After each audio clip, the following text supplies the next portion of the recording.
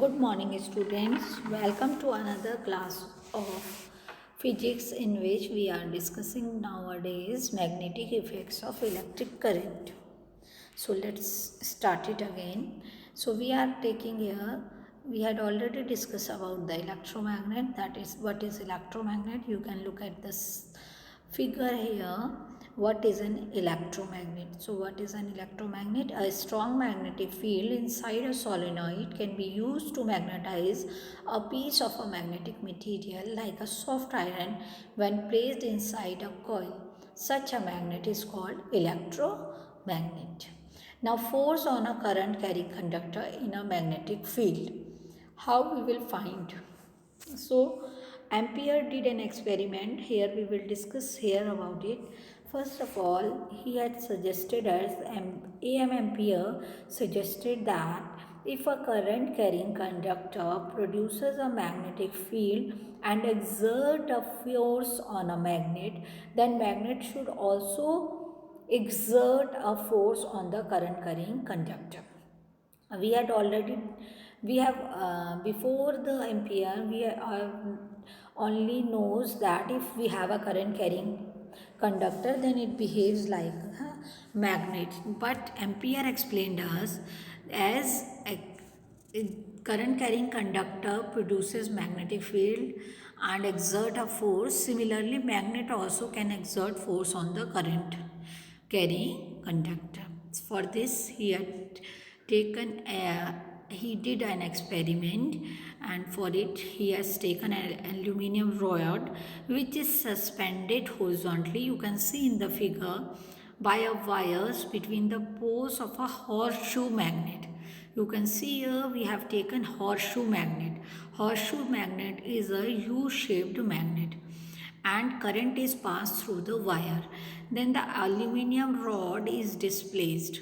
If the direction is reverse, so displacement is also reverse. That means it depends on the direction of the current.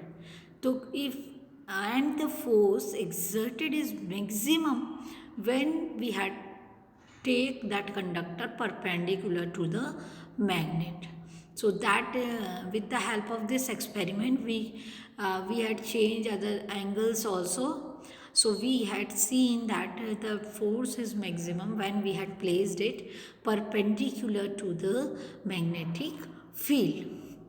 So for this, how we will find the direction of that force? We have Fleming's left hand rule.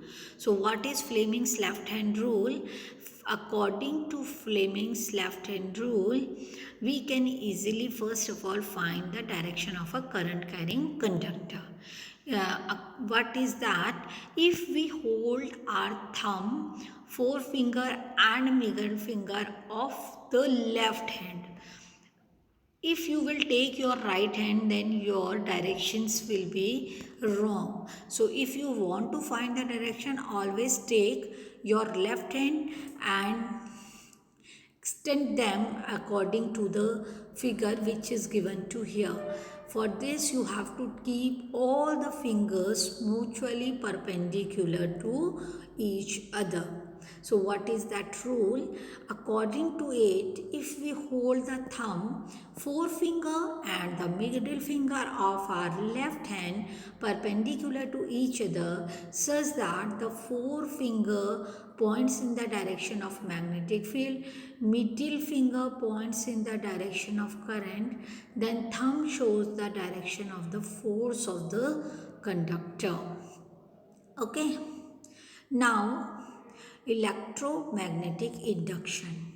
What is that electromagnetic induction?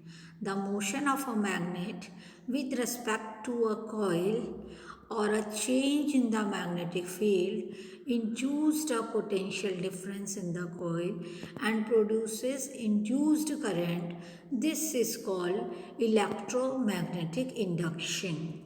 What do you mean by it? Faraday explained us, if we change the direction of the magnetic field lines if we will change, obviously there will be the change in the potential difference and hence And if there is the change in magnetic field lines, then obviously we have here produces a induced current, and the whole phenomena is known as electromagnetic induction.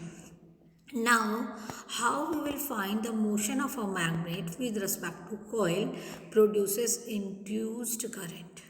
If a magnet towards or away from the wire connected to a galvanometer needle gets deflected. Either we will bring close to the solenoid or we are keeping it away from the solenoid, there is the deflection in the galvanometer. So that means induced current is produced in it. If we have not seen any type of deflection, that means we have not any type of induced current in the coil. So that means we need a relative motion, then only induced current can produce in the circuit. Then one change in magnetic field produces induced current. For this we can take here two coils we have taken, which is wires wound around a cylindrical paper roll. You can see in the figure we have connected one coil to a battery, then other coil with the galvanometer. If current passes through the first coil, the galvanometer deflects, shows a deflection in the second coil. If current is disconnected, so the needle moves in the opposite direction. This shows that current is induced due to change in the magnetic field. If there is not any change in the magnetic field, then induced current cannot be produced. For finding the direction of induced current, we have right hand thumb, Fleming's right hand rule. For different direction, we have different rule. So you need to learn it, that for left hand which thing is there and for right hand which thing is there. So with the help of right hand rule, we can find the direction of the magnetic field induced current. Okay. So direction of the induced current is given by the Fleming's right hand rule. In this you have to arrange your all the fingers according as you had did in your previous rule. Only the difference is this time you have to take your right hand, because it is Fleming's right hand rule.